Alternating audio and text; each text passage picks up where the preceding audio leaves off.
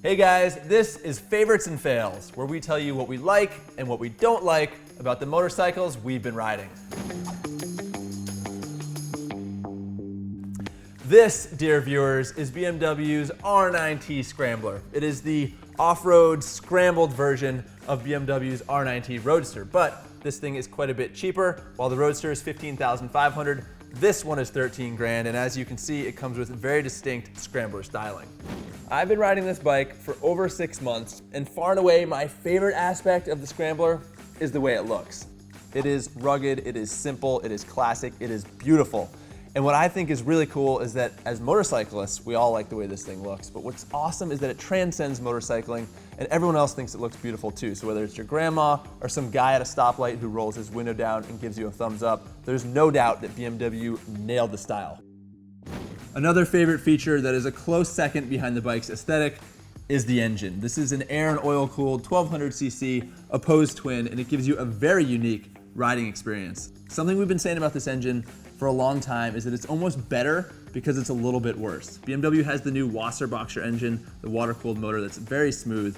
This thing is a little more crude, it's a little more coarse, but it's in the most delicious way possible. I mean, it shakes, it kind of rattles, it smells like oil when it gets hot, and it reminds you every time you ride this motorcycle that you're wrangling a machine. For as unrefined as the engine is, and admittedly in a very good way, the controls on the R9T Scrambler are very sophisticated, and that is another favorite of mine.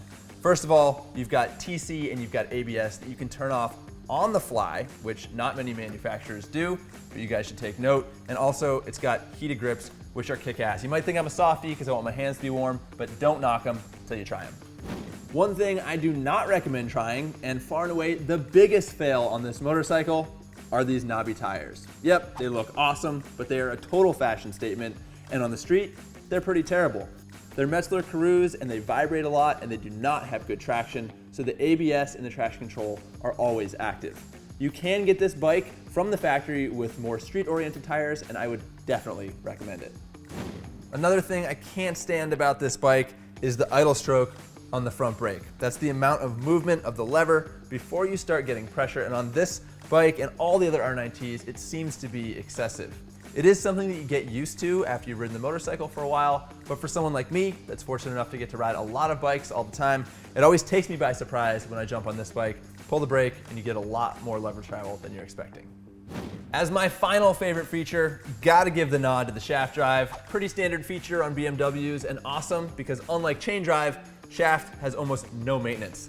Then there's my final fail, and for that I'm pointing at the shock and the fork. On this bike, they're super basic, non-adjustable, really soft, and for a motorcycle that's ostensibly supposed to be ridden off-road, this stuff is entirely inappropriate. All right, that just about wraps up my summary of my favorites and fails for the BMW R9T Scrambler. If there's one thing I want you to take away from this video, it's that you gotta steer clear of those Carew tires, man. They are terrible. Thanks for watching, guys. If you enjoyed this video and found it informative, please make sure you subscribe, and that way you can be on the up and up with all the bikes we've been riding.